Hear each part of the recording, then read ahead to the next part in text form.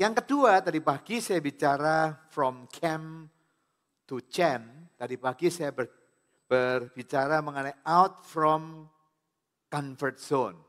Tadi pagi out from comfort zone seperti tema yang diberikan kepada saya oleh gereja Anda. Kebaktian yang kedua, saya akan lanjutkan dengan out from habitual zone.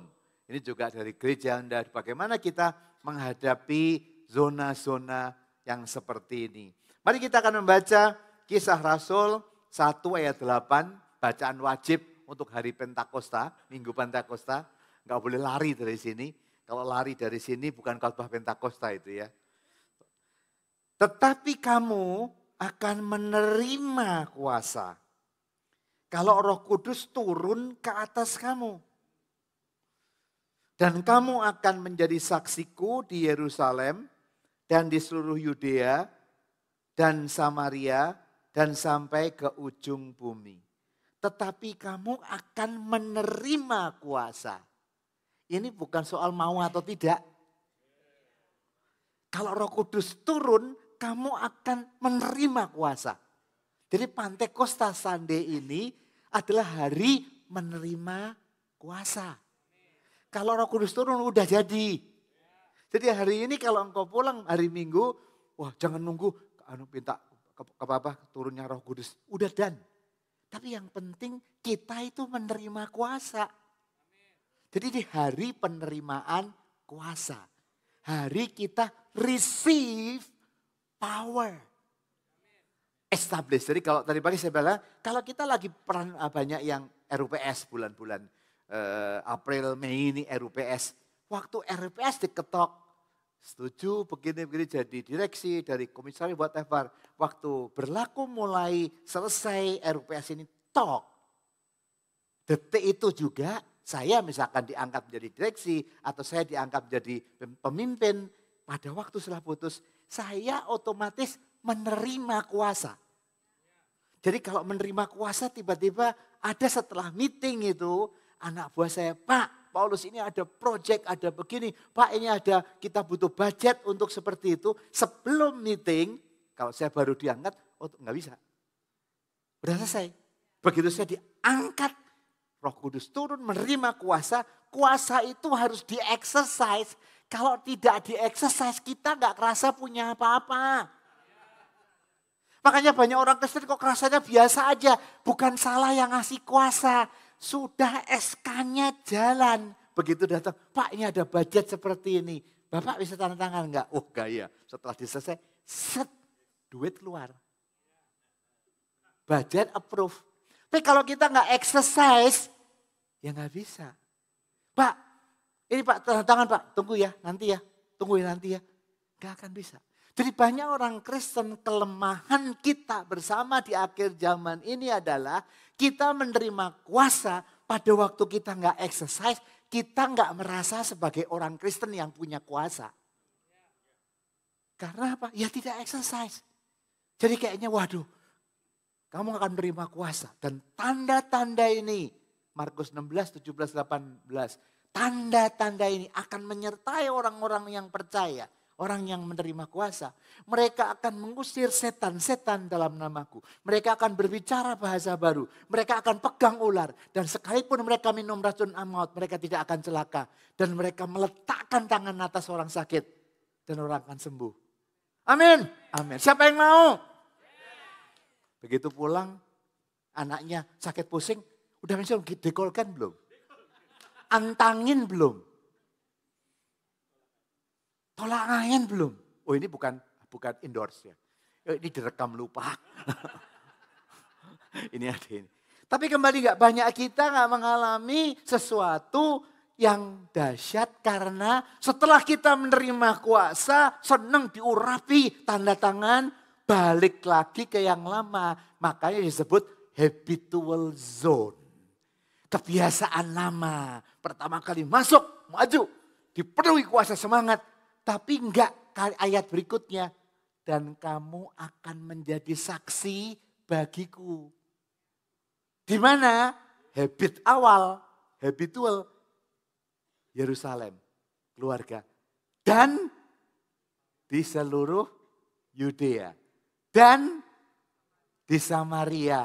Dan Tuhan bawa menerima kuasa, nggak bisa ke habitual zone. Harus lari. Waktu makin kita berjalan menerima kuasa dan menjadi saksi, baru kita merasakan kuasa itu ada gunanya. Kuasa itu engkau bisa rasakan pada waktu engkau keluar Yerusalem, di kantor, Yudea, Samaria, di yang lain. Sampai waktu engkau perform di luar itu baru engkau bisa merasa beda ya pemimpin kita ini. Karena pemimpin kita sekarang punya the power. Waktu bicara, waktu segala macam. Hikmat Roh Kudus banyak kali. Anda mungkin merasakan, saya merasakan kuasa Roh Kudus itu nyata. Pada waktu kita meeting kita nggak pernah tahu. Tapi waktu meeting ditanya, tiba-tiba saya bisa menjawab yang saya tidak pernah mikirkan. Dan berkali-kali kalau engkau sudah bisa menjawab, engkau bisa ngasih solusi yang tidak kamu pikirkan sebelumnya. Itu artinya wisdom dari Roh Kudus.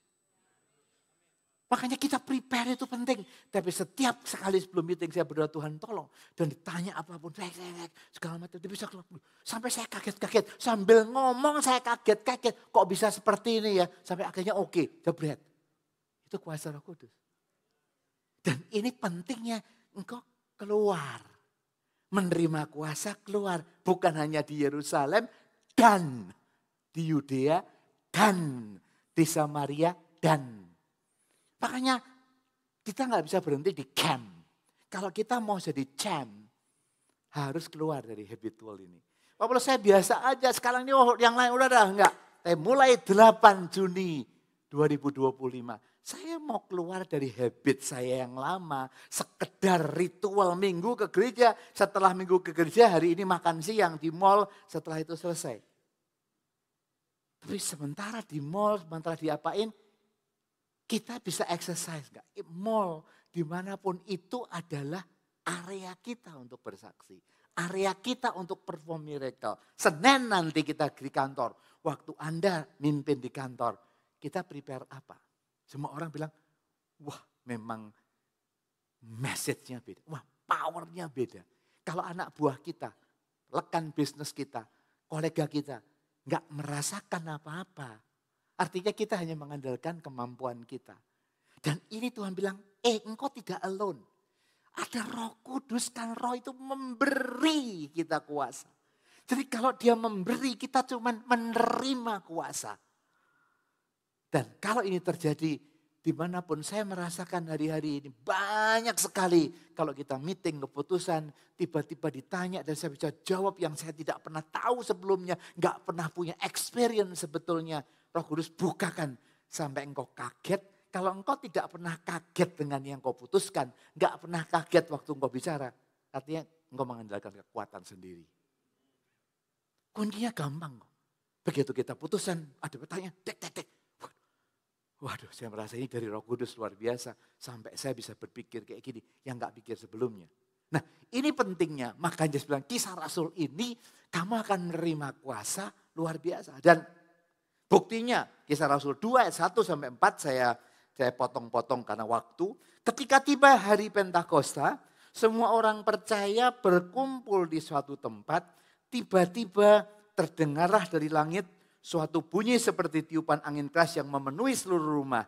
Saya lanjutkan aja. Lalu tampaklah lidah-lidah seperti nyala api. Dan mereka penuh dengan Roh Kudus. Lidah seperti nyala api. Jadi kita tanpa sadar sebetulnya Roh Kudus itu membuat kita fire. Karena ada lidah di kita. Jadi kalau orang yang lagi lemes hari Pentakosta, kok dia menghadapi masalah gitu kok tetap semangat ya. Kita manusia gitu tuh lemah. Pasti kadang-kadang kita jatuh, kita bangun. Tapi kok bangunnya cepat ya. Kok semangatnya cepat. Gak mungkin kita strong all the time. Dipukul. Elia aja yang kurang apa, jangan sombong deh. Elia yang baru turunnya api aja bisa. Tuhan, kalau aku mati. Gak bisa, manusia itu up and down. Tapi tidak, buluh yang terkulai tidak akan dipatahkannya. Sumbu yang pudar tidak akan dipadamkannya. Itu Roh Kudus. Kok kenapa Roh Kudus gak jagain Elia supaya gak lari dari Isabel? Dia berani melawan 400 lebih banyak. Tapi sama satu perempuan aja takut loh.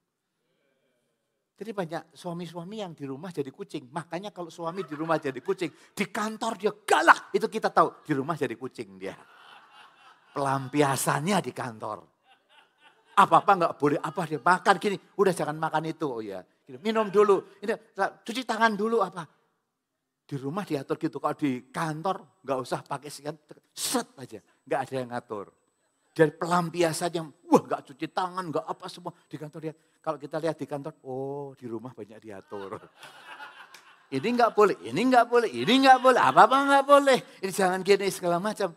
Tapi kembali kita bicara, kok bisa ya? Kok bisa terjadi seperti itu? Lihat kalimat ini sangat menarik. Nyala api itu kita bisa down, kita bisa lemah. Tapi Roh Kudus yang akan membuat nyala api itu membakar kembali. Elia nggak berhenti. Apa kerjamu di sini Elia? Daud pun bisa nyala apinya diam. Tapi dia kembali. Jadi manusia ini membutuhkan Roh Kudus karena di dalam kehidupannya pasti ada siklus yang lewat. Kita tahu Musa, kurang apa Musa? Musa dan Elia. Dua-dua yang pernah gagal dalam metik. Tapi dia yang bertemu Tuhan di Gunung Tabor. Musa dan Elia. Nah ini pentingnya Pentakosta ini. Kenapa orang-orang itu Musa dan Elia, Daud? Kalau ditanya, Daud apa yang sangat, kalau orang-orang dewasa ya, yang udah yang adat. Kalau anak kecil, Daud, apa pandangan anak kecil bilang, Goliat cepat. Kalau bapak-bapak, Daud apa? Jawabannya 90%, Bathsheba. Kan otaknya mau selingkuh aja, supaya gak disalahin, Daud aja selingkuh. Tapi kalau ibu-ibu, Daud apa coba? Bingung ibu-ibu. Mau bilang Bathsheba nanti membolehkan. Lihat Daud dia paling gak berani ngelawan. Tapi kembali lihat semua tokoh-tokoh. Abraham pun semua tokoh-tokoh itu gak ada yang sempurna. Karena yang sempurna cuma satu namanya Yesus. Tapi the rest itu orang manusia biasa kayak kita. Makanya kalau kita jatuh, Tuhan aku tahu saya butuh Roh Kudus. Karena orang yang sukses. Engkau lihat Lazarus, lihat Abraham di sana. Yang disebut Tuhan Yesus adalah orang yang sukses. Artinya apa? Tidak kembali ke habit waktu dia kalah. Kita bisa jatuh. Manusia bisa jatuh. Elia bisa jatuh. Yang lain bisa jatuh. Tapi yang menyebabkan Saul gagal. Karena dia kembali ke yang lama. Udah jatuh, udah diampuni, kembali ke yang lama. Tapi tokoh-tokoh iman enggak kembali ke yang lama. Itu sebabnya saya sebut dengan yang berikutnya, apa itu habitual zone? Kondisi di mana seseorang kembali menjalani kebiasaan lamanya. Bukan karena visi, tapi karena tidak tahu harus berbuat apa. Ini adalah zona rutinitas tanpa arah. Di mana iman menjadi kebiasaan kosong dan bukan dorongan misi. Jadi kita ke gereja luar biasa, tapi pulang gereja kembali sama. Di gereja nyanyinya luar biasa. Selesai gereja, pas makan siang aja sudah berubah. Pas di tempat parkir aja udah berubah. Ini kebiasaan, makanya seringkali kita menjadi seperti ini. Kenapa? Kita gampang sekali. Dan habit lama itu sulit, penyakit yang paling sulit. Salah satu penyakit sulit yang sulit dikalahkan. Habit ini. Itu sebabnya Roh Kudus memberikan contoh. Begitu Roh Kudus turun atas rasul-rasul, tidak ada cerita. Petrus seperti yang lama lagi. Thomas seperti yang lama lagi, yang ragu-ragu. Paulus seperti yang sama lagi. Kenapa? Roh Kudus itu. Dan itu perlu perjuangan seumur hidup. Sampai kita dipanggil Tuhan. Makanya kita butuh Roh Kudus. Nggak bisa. Ada lihat tuh aspek. Orang yang suka kembali ke habit yang lama. Sudah kok susah. Kok sampai kita di kantor kadang-kadang bilang begini. Dikasih tahu kok susah banget ya. Karena habit lama, kebiasaan lama itu penjara yang paling efektif. Coba Bapak gini, semua gini coba. Biasa, kanan di atas atau kiri di atas. Ya, coba dibalik. Udah gak enak kan? Gitu, aja udah gak enak. Simpel loh kayak saya begini. Mau disuruh foto, Pak balik. Wah ini sampai mikir. Ini gak mikir. Kalau gini habit tuh gak mikir. Ayo, gak mikir. Tapi begitu balik mikir. Kenapa habit? Dan waktu Roh Kudus bilang, kamu nelayan ya. Kamu akan jadi fisher of men. Gak gampang. Balik lagi. Yuk kita ke mana-mana. Makanya habit ini gak bisa. Arah hidupnya ini gak jelas. Motivasinya bukan misi. Orang yang kembali habit. Tindakan spiritualnya gak aktif. Peran muridnya jadi murid dari pelayan, dari nelayan lagi.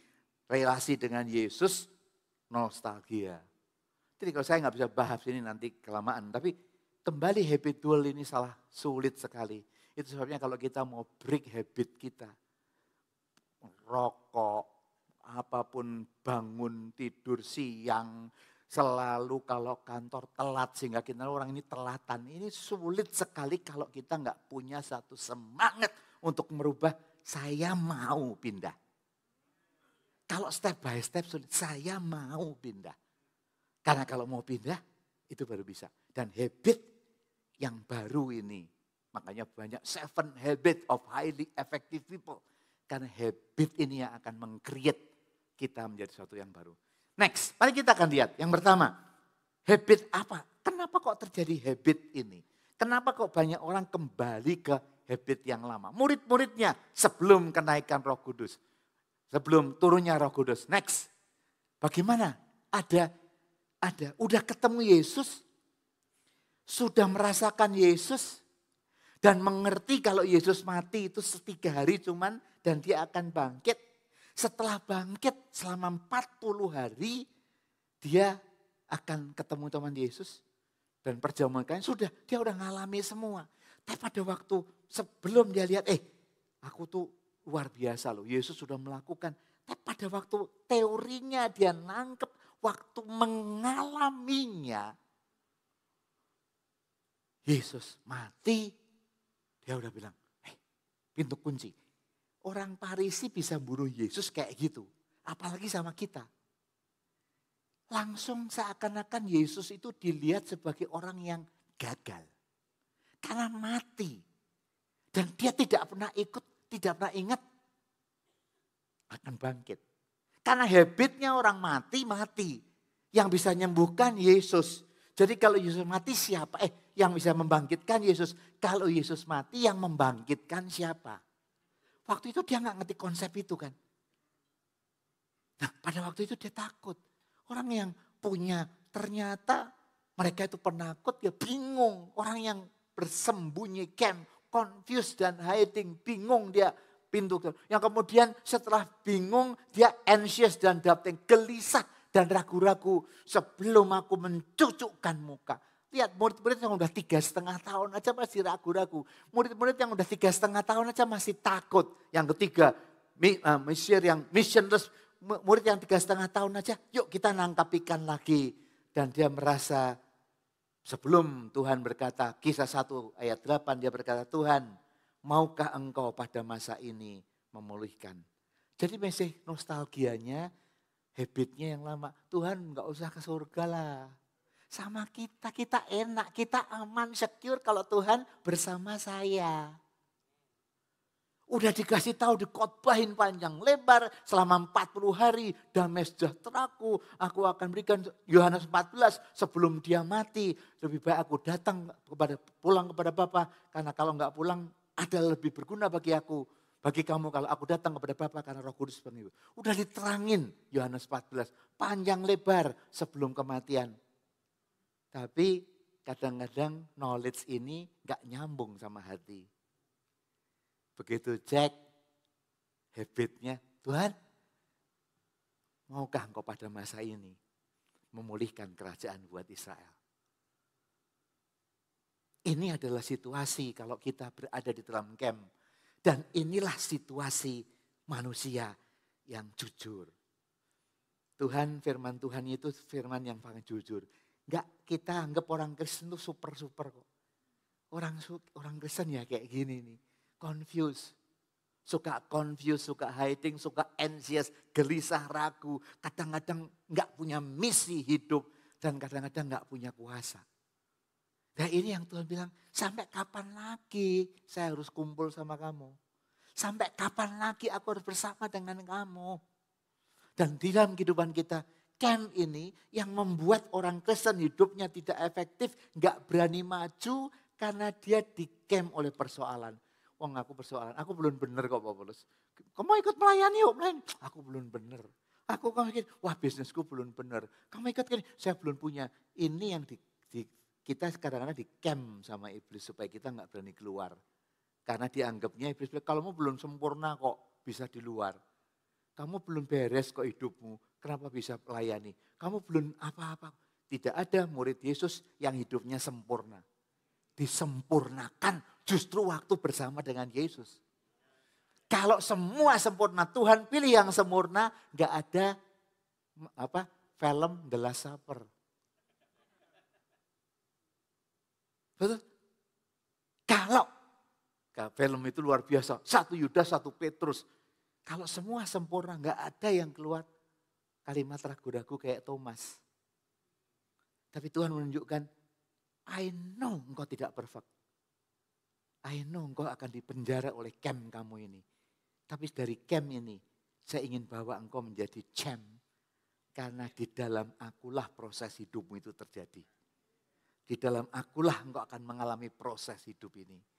Proses yang membuat kita bisa berbeda. Jadi kalau kita gak mau diproses sama Tuhan, kalau kita gak mau maju, kita bergerak, aduh kondisi begini segala macam gak akan bisa. Mari kita lihat, lalu apa yang kita harapkan? Camp itu apa? Next. Kalau kita udah camp seperti itu, setelah Pentakosta ada 5 hal penting yang mengubah hidup kita mestinya, termasuk hari ini.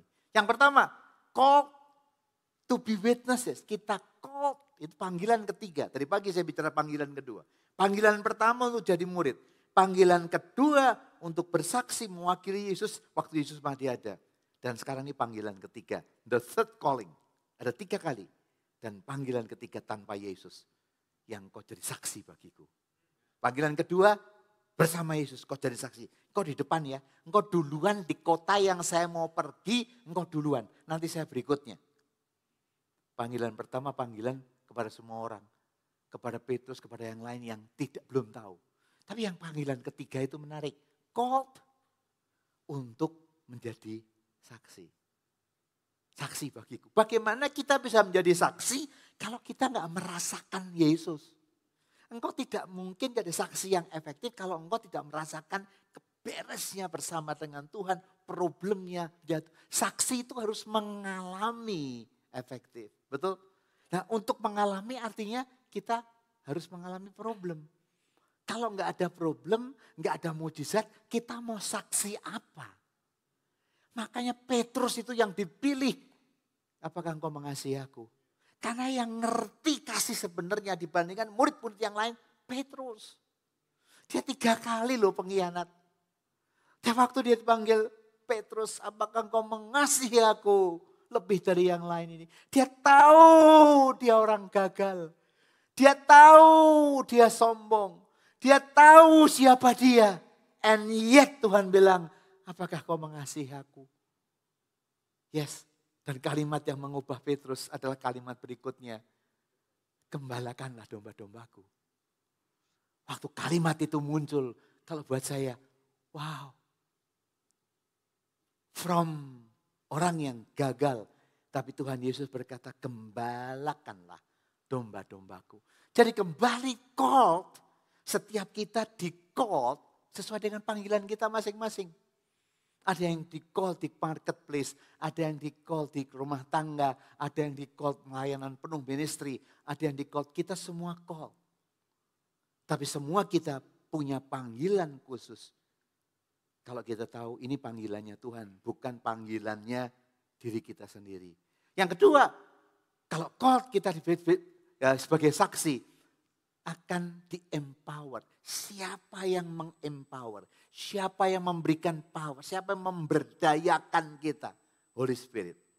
Nah, kalau kita sudah tahu Holy Spirit, maka kita akan aktif everywhere. Bukan hanya di Yerusalem dan di Yudea dan di Samaria sampai seluruh ujung bumi. Yang berikutnya, begitu kita udah aktif, kita move dengan courage, nggak takut. Dan yang terakhir kita akan proclaim to all nations. Mari kita lihat satu-satu. Yang pertama, called to be witness. Kita apa sih artinya? Kalau Roh Kudus turun, Pentakosta Sunday itu artinya apa sih? Dipanggil secara ilahi untuk menjadi saksi Kristus secara aktif. Kita tuh dipanggil secara ilahi. Bahasa Inggrisnya divine calling loh kita. Kalau divine calling, mungkin atasan kita nggak ngerti kekuatan kita. Mungkin suami kita, istri kita, papa kita nggak ngerti. Tapi kalau divine calling, Roh Kudus bisa ngerti sebetulnya. Kita itu diciptakan untuk apa oleh Tuhan? Setiap kita tuh ada blueprintnya Tuhan. Siapa yang ngerti blueprintnya kita dari Tuhan? Ya Roh Kudus. Makanya kalau orang flow dengan Holy Spirit, engkau diciptakan, Paulus Bambang diciptakan oleh Tuhan itu dengan mission. Dan kalau saya tahu, saya called oleh Holy Spirit, maka pasti pas. Karena creatornya tahu persis menggunakan creationnya.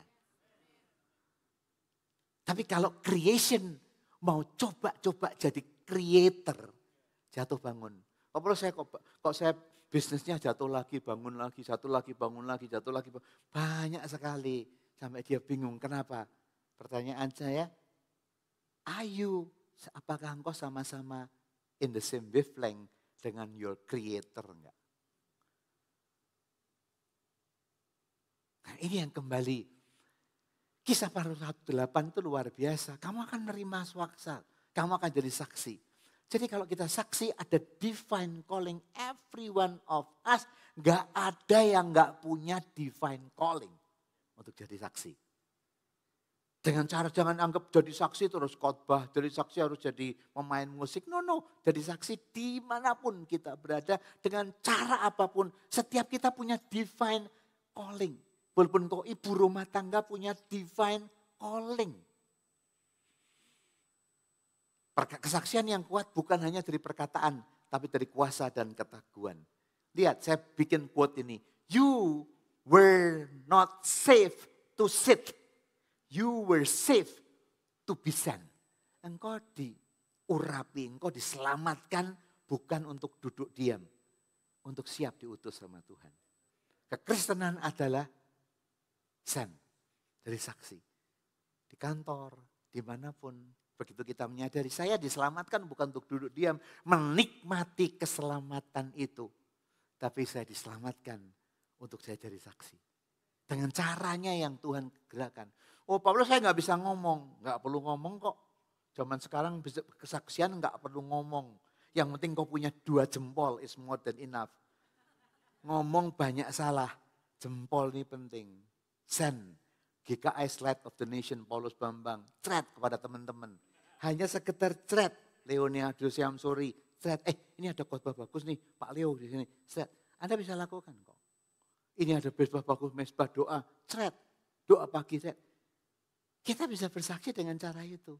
Tiba-tiba dengerin ya, pertama gak mau, di save karena just one touch. Jadi kalau kita menyadari setiap kita punya misi ini, hati kita berkata, siapa lagi? Apalagi? Siapa lagi? Jadi yang pertama, divine calling.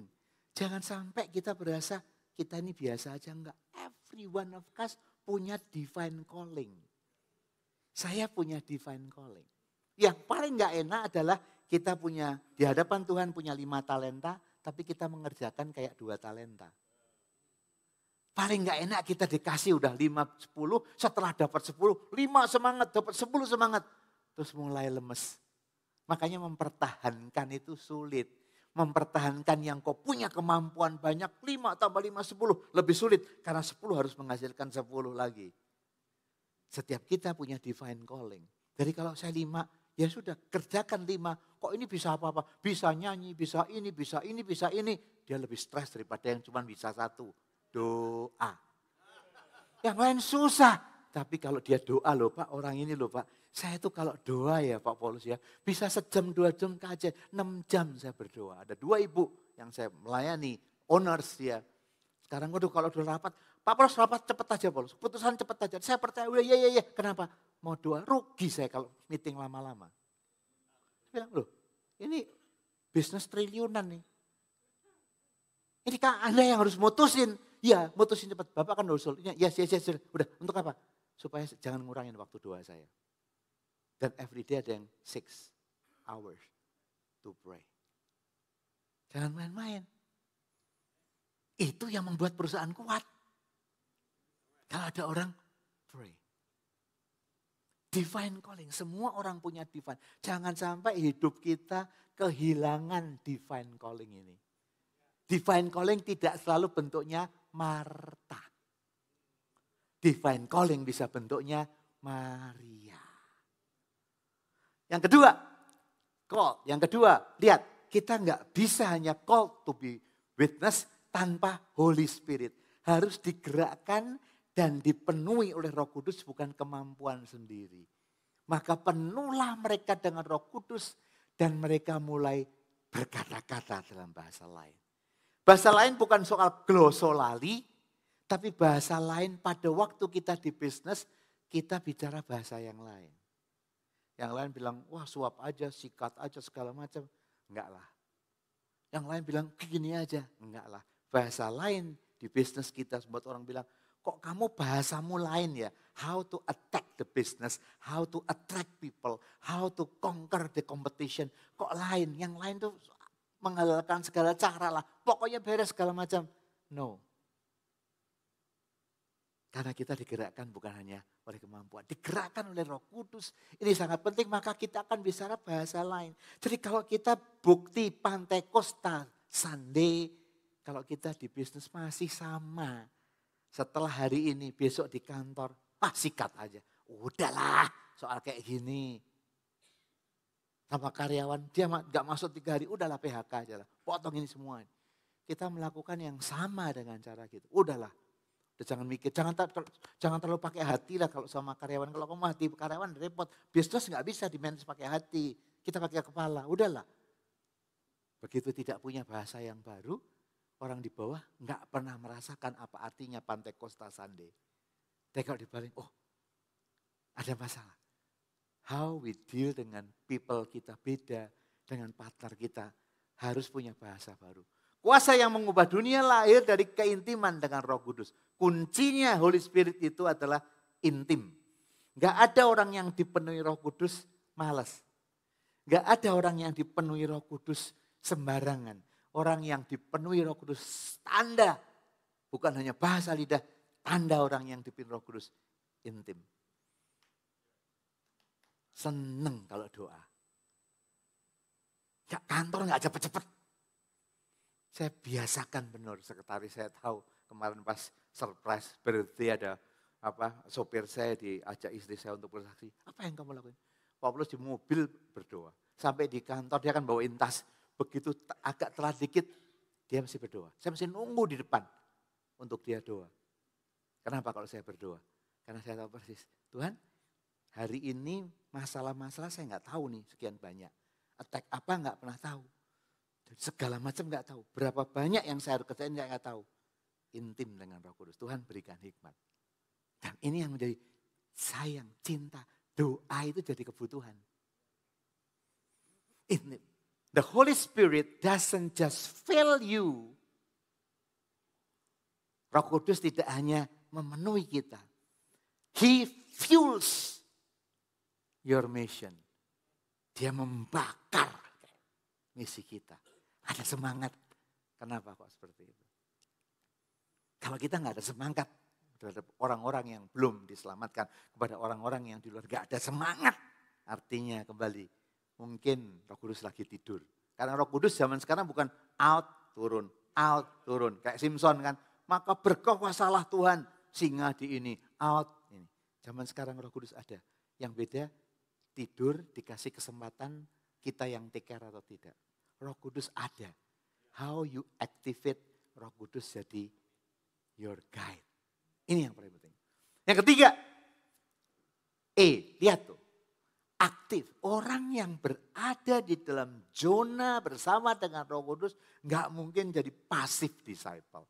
Nggak mungkin jadi orang yang biasa, aktif. Tidak menyetap di zona nyaman. Tadi pagi saya berkata comfort zone. Tapi terus menjangkau. Mereka yang tersebar itu menjelajah ke seluruh negeri sampai memberitakan Injil. Filipus pergi ke Samaria, yang lain semangat. Filipus nggak akan berhenti. Ketemu kita tahu Filipus pergi ke Samaria, ketemu dengan Sida-Sida. Thomas pergi ke India, kita sampai ke sana. Ada semangat, udahlah kumpul, mangan kumpul itu sebelum terima Roh Kudus. Setelah Roh Kudus itu yang penting bukan ngumpul. Keluar, yang penting mangan. Kumpul nggak penting nih, mangan. Mangan apa? Jiwa-jiwa. Kalau dulu maunya kumpul. Lihat tuh, Kisah Rasul pasal 4. Waktu pertama kali banyak jemaat yang kumpul. Mereka membuka pecah makanan setiap hari roti. Betul kan? Itu kan yang sering dibahas. Itu ayat yang sering kali salah diterjemahkan oleh banyak orang. Karena jemaat mula-mula itu kumpul. Jemaat malah kumpul, segala macam kumpul. Tuhan bilang, kumpul menyebabkan kekristenan nggak berkembang. Anda lihat 7 gereja, kemarin saya lihat di bahasa di 7 gereja di Kitab Wahyu, semua lihat. Tapi gara-gara disebar, Injil itu karena disebar. Paulus pergi ke Roma, Thomas pergi dan semua Injil berita karena mereka ada ini. Yang kumpul-kumpul saja, itu hari Minggu kita kumpul di RMK, tapi Senin disebar di perusahaan, di tempat engkau kerja, di tempat di mana kita beraktivitas. Ini yang menyebabkan kita bisa contoh. Active everywhere. Paulus kayak gini nggak ada. Saya kan bukan pendeta, saya nggak punya latar belakang teologi, saya nggak pernah begini, nggak ada kaitannya. Kesaksian bukan latar belakang kok. Roh Kudus yang akan fuels you, dia cukup. Wah, saya nggak ngerti bahasa Ibraninya, nggak ngerti bahasa Yunaninya. Udahlah, Tuhan akan kasih. Asal semangat membara, nanti bisa jalan. Dan luar biasa, itu akan muncul menjadi satu kekuatan. Pemimpin yang dipimpin oleh Roh tidak terikat tempat, tapi terpanggil pada tujuan. Di mana tujuan? Di mana dia ada waktu, selalu ada tujuan. Saya selalu terinspirasi dengan Pak Daniel Alexander. Waktu kami sering ngobrol sampai sekarang dia ngomong kalau di mana-mana. Saya kalau ke taksi sering ngobrol. Dia bersaksi di mana aja. Berani dia. Sehingga banyak. Bersaksi di mana aja. Apa yang harus kita lakukan? Bukan hanya untuk Daniel Alexander. Tapi untuk kita semua. Apa yang kita lakukan kalau kita bersaksi? Di taksi di mana? Itu tantangan buat kita. Supaya kita tahu persis bahwa kita juga punya misi yang sama. Di kantor kalau saya bilang, saya kalau suruh ngajar, saya senang nih. Kalau bisa disuruh ngajar nilai-nilai, saya akan berusaha geser-geser meeting yang lain, ketemu dengan para leaders di Astra. Saya sediain waktu. Kenapa? Ini benar-benar saya mau menanamkan value besar. Saya nggak mau lakukan. Semangat kalau bisa geser yang lain, supaya saya bisa pergi ke sana. Karena value ini loh. Ini misi, panggilan misinya itu kencang. Saya kalau ngajar diundang di mana, perusahaan-perusahaan di mana, saya pergi, wah senang sekali apa? Saya ngajar, punya misi build to bless, punya misi lead to bless. Dan mereka dengerin dengan baik-baik. Misi kita bukan sekedar di gereja. Kalau hari ini Anda udah prepare untuk receive the gospel. Tapi kalau di luar engkau perlu hikmat Tuhan. Pada waktu engkau punya session dengan manapun kalau banyak, wow, itu penginjilan yang paling efektif waktu kau bisa berkata Tuhan Yesus baik. Di luar itu semangat sekali. Saya kalau diundang di luar banyak orang yang Anda tahu pakai atribut yang lain. Saya makin semangat. Ini kesempatan ini. Apalagi yang undang saya di Kemayoran waktu itu 10.000 orang. If you think you can, you can. If you think you can. Wah senang nih. Ini kita makan semua. Dengan value-value ini. Kenapa? Kalau kita nggak punya panggilan misi, kita cuma presentasi untuk panggilan priok nasi. Orang yang fokusnya kepada priok nasi, pasti nggak berani ngomong yang terlalu ekstrim. Nanti nggak diundang lagi. Orang yang takut nggak diundang lagi, itu mikirin priok nasi. Tapi kalau engkau punya misi, nggak takut deh nggak diundang lagi. Tapi apa Tuhan nggak protek kita? Tuhan protek kita. Jadi kembali, aktif itu soal keputusan. Jangan kembali lagi, aktif itu soal decision kita. Pemimpin yang dipimpin oleh Roh tidak terikat tempat, tapi terpanggil pada tujuan. A spirit-led life is a moving life. Mission has no borders. Misi itu nggak ada panggilan, oh ini daerah Senin sampai Jumat, ini daerah Sabtu Minggu. Misi everywhere. Cuma cara kita yang berbeda. Kalau Anda lihat IG saya dan LinkedIn saya atau Facebook saya, yang belum tolong subscribe. Saya kenapa mau itu? Kenapa saya lakukan? Oh, karena inilah orang-orang bisa melihat, mendengar firman value-value dari situ. Saya nggak menurut itu, cuman oh ini makan-makan gitu aja. Buat apa? Enggak. Saya ceritanya, fotonya menarik tapi semuanya mesti panjang. Dan banyak orang ketemu sama saya. Pak saya dikuatkan. Pak saya nulis di majalah. Bukan untuk sesuatu. Semua dengan misi. Dan waktu kita menulis dengan misi nggak ada mau Facebook, mau LinkedIn. Hanya sekedar pamer. Karena kalau nggak ada foto kan nggak bisa di Instagram. Jadi foto itu sarana. Tapi message-nya betul. Di majalah itu sarana, message-nya betul. Saya nggak pernah berpikir bahwa setelah saya menulis kayak gini, karena saya penulis dari dulu. Nulis saya buat saya gampang sekali, karena saya penulis wartawan dari dulu, dari wartawan kampus, wartawan ini. Nulis dengan setia. Saya nggak pernah tahu bahwa Tuhan sedang mempersiapkan. Pada suatu saat ada orang membutuhkan satu anggota komite di pemerintah ini yang cukup respected organization waktu itu.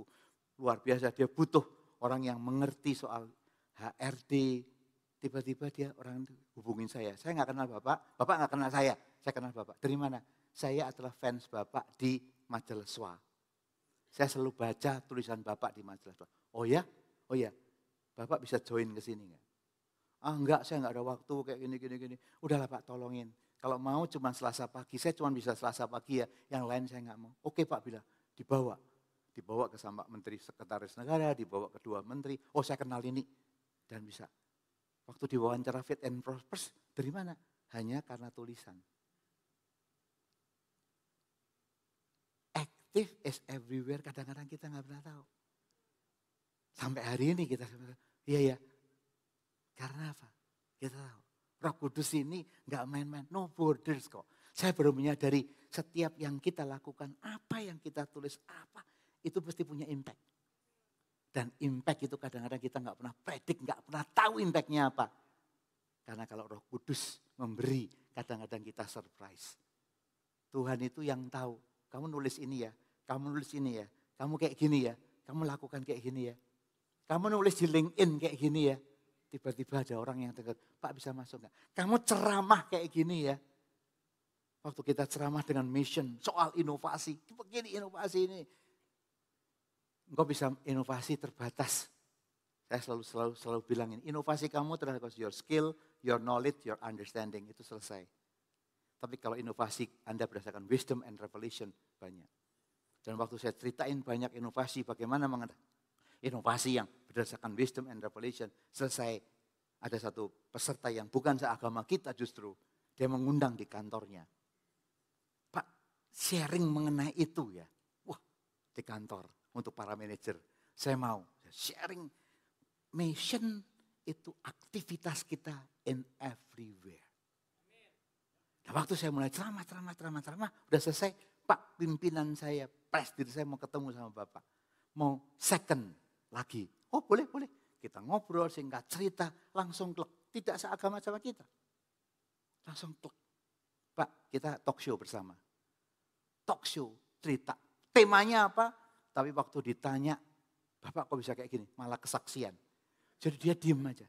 Kesaksian saya itu SMA, saya itu gak punya apa-apa. Saya SMA mau jadi perguruan tinggi juga gak bisa. Saya gak punya duit. Sampai akhirnya gini, waktu saya cerita, akhirnya, wah Pak bisa bantu perusahaan saya gak? Dan sekarang udah tahun keempat nih. Dan enak sekali. Dari mana? Kalau kau punya misi. Kita nggak pernah tahu. Orang lain sulit cari proyek. Orang lain cari. Saya sama istri bilang, heran ya. Tuhan kasih kita yang nggak pernah kepikir. Dari orang yang tidak pernah kita pikir. Karena kita mau apa? Aktif everywhere. Karena kita nggak pernah tahu di everywhere itu Tuhan sedang kerja. Jangan lolos, wah cuman kayak gini kok. Kalau cuman inovasi kayak gini, presentasi kayak gini ya. Kan saya kan di Astra kan jago inovasi. Saya bisa ceritain kejago-jagoan saya dan segala macam teknik bahkan. Tapi tidak amazed hati. Tapi saya cuma bicara bahwa inovasi yang dikerjakan oleh manusia, skill, knowledge, understanding selesai. Tapi kalau wisdom, rupanya kalimat itu ada something ini. Dan jadilah project yang besar. Yang berikutnya, next. M. Percuma kita sudah melakukan kalau tidak move with courage. Lihat Kisah Rasul 4:13. Berani menyuarakan kebenaran meski menghadapi ancaman. Ketika sidang ini orang-orang Farisi melihat keberanian Petrus dan Yohanes, mereka heran. Kan di ayat berikutnya dikatakan mereka orang yang biasa saja. Waktu engkau move, orang akan heran. Paulus itu siapa sih? Wah, lulusan cuma IPB. Saya pikir lulusan USC. Saya pikir lulusan kayak gini, wah cuma IPB. Lulusan mana? Wah cuma OE. Ngajar di mana-mana. Waduh, master program gini. Kayak gini. Mereka akan amazed. Karena waktu kita move dengan courage, Roh Kudus equip. Roh Kudus equip. Roh Kudus equip. When you move, Roh Kudus equip. Courage is not the absence of fear, but the presence of the Spirit. Waktu saya ditawarin untuk megang satu project transformasi ini yang sekarang saya lagi kerjakan di Surabaya. Saya kan nggak punya ilmunya, saya nggak punya bidangnya. Saya tahu a bit lah karena pernah pengalaman project di tempat lain. Tapi ini yang baru. Tapi kembali waktu kita move with courage, saya Tuhan, ini bisnis ini udah sekian tahun, 40 tahun. Udah hebat, udah nomor 1 di Indonesia. The biggest business nomor 1. Dia minta saya karena apa? Dan mau apa? Saya bilang start dengan build to bless dan lead to bless ya. Bikin bisnis. Tiba-tiba Tuhan ngasih ide. Plak. Ya enggak tahu. Waktu engkau move, Tuhan akan equip. Dan waktu equip, segala proses yang lama. Oke, kok setuju. Saya enggak punya pengalaman sama orang yang punya pengalaman. Tapi kalau Holy Spirit move, maka engkau akan di-equip. Di-equip bukan hanya untuk engkau akan di-equip untuk mereka mengerti apa maunya Roh Kudus. Saya ulangi lagi.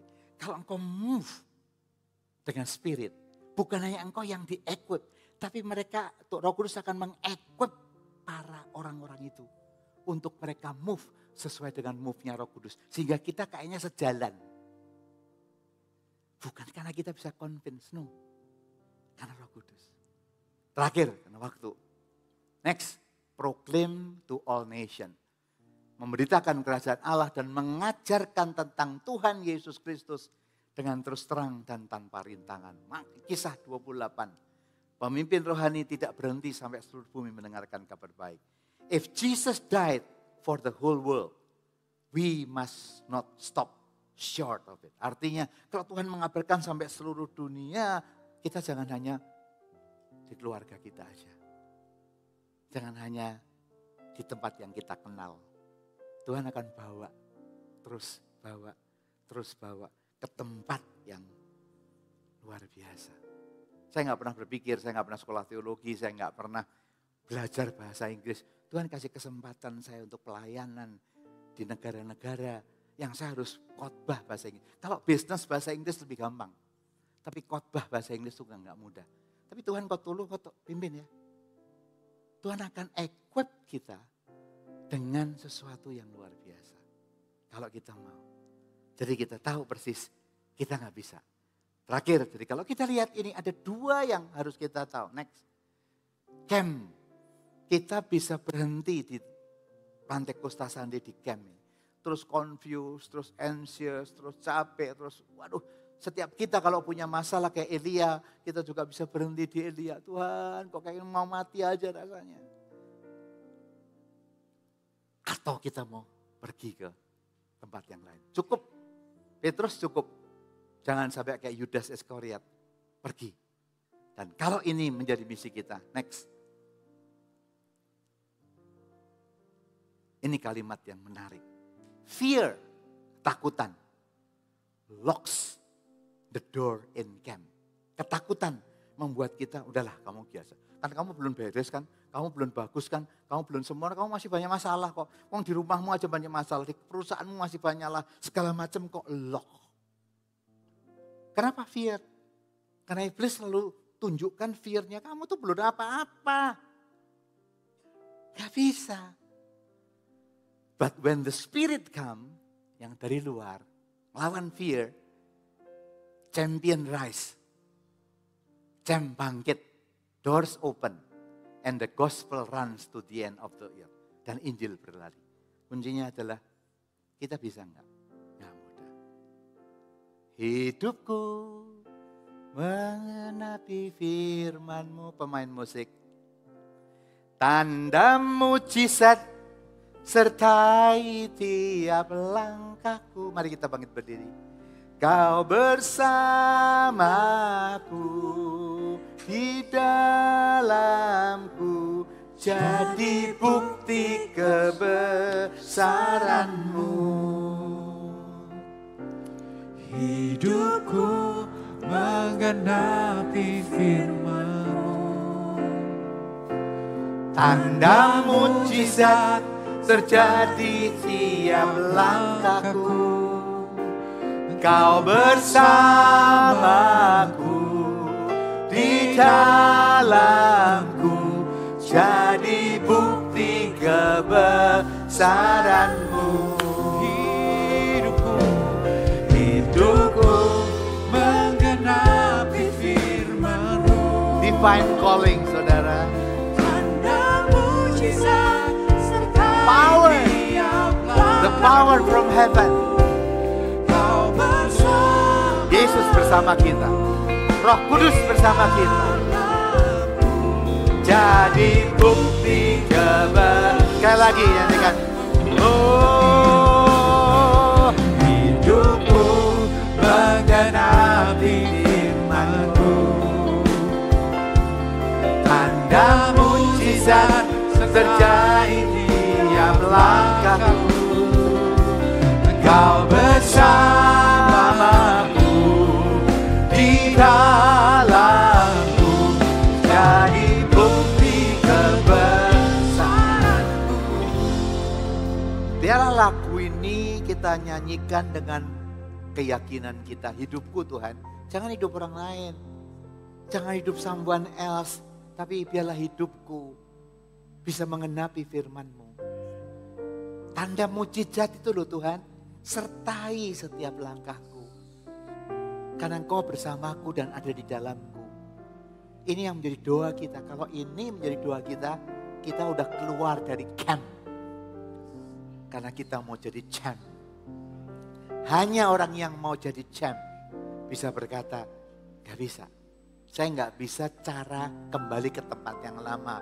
Habit yang lama. Habitual zone yang membuat saya nyaman, aman, enak.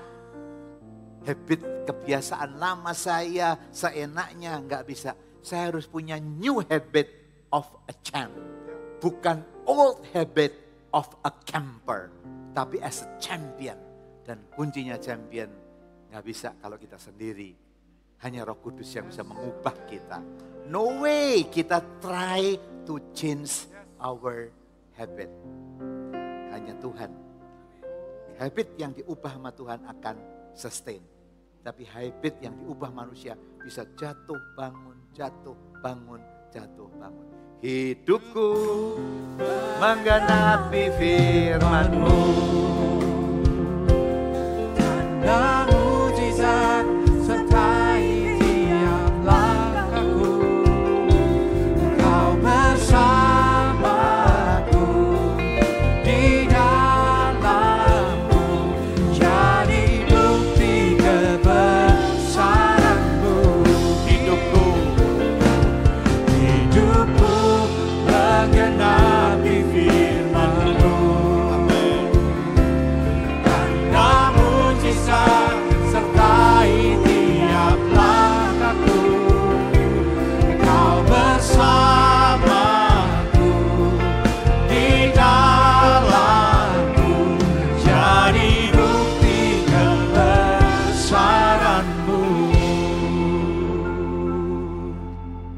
percaya kita semua diberkati Tuhan.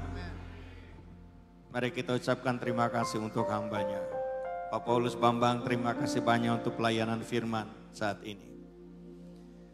Kalau saudara dan saya dipenuhi Roh Kudus, tentu bukan untuk gagah-gagahan. Tetapi saya melihat ada perbedaan para murid-murid Yesus sebelum mereka penuh Roh Kudus dan setelah mereka penuh Roh Kudus. Tadi udah disinggung oleh Pak Paulus, Thomas bisa bilang kecuali kalau jariku masuk di bekas lukanya. Yudas menjual, Petrus menyangkal. Tapi ke seluruh murid-murid ini di luar Yudas, dengar Yesus bangkit, seolah-olah omong kosong. Tetapi waktu mereka penuh Roh Kudus, berubah 180 derajat. Kita renungkan baik-baik firman Tuhan yang kita dengar hari ini. Berbahagialah yang ikut ibadah satu, dan tambah yang kedua ini lebih lengkap lagi. Tapi bisa minta rekaman sama Hosea untuk bisa dipelajari lagi. Hambanya telah menyampaikan dari sudut pandang yang berbeda. Sebagai orang yang aktivis dalam dunia marketplace. Dan tentu kalau kita bisa merenungkan kedua-duanya, tentu kita bisa melakukan lebih banyak lagi. Roh Kudus menolong kita, Roh Kudus mampukan kita. Untuk kemudian kita tidak sekedar tahu ada Roh Kudus atau sekedar tahu ada kuasa. Tapi kita merelakan hidup kita dipimpin oleh Roh Kudus. Dan kemudian kita akan melihat bukan kita lagi, tapi Tuhan melalui kita. Mari kita berdoa. Tuhan, sungguh kami mengucap syukur, kami berterima kasih. Firman-Mu datang meneguhkan kami. Mencelikan mata hati kami. Menyadarkan kami bahwa roh di dalam kami lebih besar daripada roh di luar kami. Menyadarkan kami bahwa bersama dengan Tuhan kami bisa melakukan perbuatan yang besar. Dan kami percaya Tuhan Yesus, jika setiap kami dalam rumah-Mu di tempat ini bersatu dengan Engkau, bersatu dengan pemimpin, melakukan hal yang sama yang Tuhan telah tetapkan untuk kami, maka sungguh kami akan melihat kemuliaan-Mu dinyatakan di tempat ini. Melalui Engkau, melalui kami, Engkau menyatakan betapa dahsyatnya Engkau atas hidup dan melalui hidup kami. Mampukan kami Tuhan untuk menjadi jawaban. Mampukan kami Tuhan untuk menjadi solusi. Mampukan kami Tuhan untuk menjadi saluran berkat. Kami tidak di posisi yang kalah. Kami tidak di posisi yang sedang bersembunyi. Tapi kami menunjukkan siapa kami di dalam Tuhan. Dan dimanapun kami pergi dan berada, kami membawa Tuhan Yesus. Orang bisa melihat karya Kristus atas hidup kami. Termeterai dan terberkatilah itu di gereja ini dalam nama Tuhan Yesus. Bapa, sungguh kami mengucap syukur untuk ibadah yang diurapi dan diberkati Tuhan. Dan kami berdoa bangsa dan negara kami diberkati. Kami berdoa untuk pelayanan pekerjaan Tuhan di kota besar bahkan sampai di pedalaman. Dengan semua misi-misi gereja untuk penjangkauan, kami percaya disertai Roh Kudus menyertai, disertai dengan tanda-tanda heran, disertai dengan mujizat, disertai dengan perbuatan yang luar biasa. Engkau akan menyatakan kemuliaan-Mu. Orang-orang biasa melakukan hal-hal yang luar biasa. Karena roh di dalam kami lebih besar daripada roh di luar kami. Segala tantangan bukan penghalang. Segala tantangan bukan membuat kami kalah. Tapi kemudian untuk kami melihat betapa dahsyatnya kuasa-Mu yang bekerja di dalam kami. Kami bisa melihat bahwa kami boleh terbatas bersama Tuhan yang tidak terbatas. Kami melakukan perbuatan yang besar. Berkatilah hamba-Mu yang telah menjadi saluran berkat bagi kami ya Tuhan. Pribadi, keluarganya diberkati. Tugasnya di kantor, di gereja diberkati. Pengaruhnya semakin diperbesar, diperluaskan oleh Tuhan. Dan selalu menjadi berkat Tuhan dimanapun berada. Hal yang sama hamba berdoa untuk setiap kami. para pria di tempat ini, para wanita di tempat ini, orang tua, anak muda, kami menjadi prianya Tuhan, kami menjadi wanitanya Tuhan, kami menjadi manusia lain bukan karena kami mau, bukan sekedar kami mau, tapi karena ada Roh Kudus dan firman Tuhan di dalam kami. Terima kasih banyak Tuhan, terima kasih. Mari angkat dua tangan kita dan terima berkat Tuhan. Bapa, jika sebentar kami berpisah, Engkau Immanuel akan terus bersama kami, karena penyertaan-Mu sempurna. Itu sebabnya kami pulang dengan bawa berkat yang besar dari Bapa. Damai dan sejahtera-Mu, rancangan-Mu atas hidup ini tentang hari esok kami adalah rancangan yang penuh dengan harapan. Karya Kristus Yesus yang memberikan kami kepastian selamat. Dan Roh Kudus yang akan terus mampukan kami hidup berkemenangan, akan terus memampukan kami untuk menjadi surat Kristus yang terbuka, yang akan terus memampukan kami, hidup kami menjadi saluran berkat Tuhan. Terima kasih banyak Tuhan, berkat ini kami terima dan ibadah ini kami akhiri. Hanya di dalam nama Tuhan Yesus Kristus, semua yang diberkati, yang percaya katakan, amin, haleluya.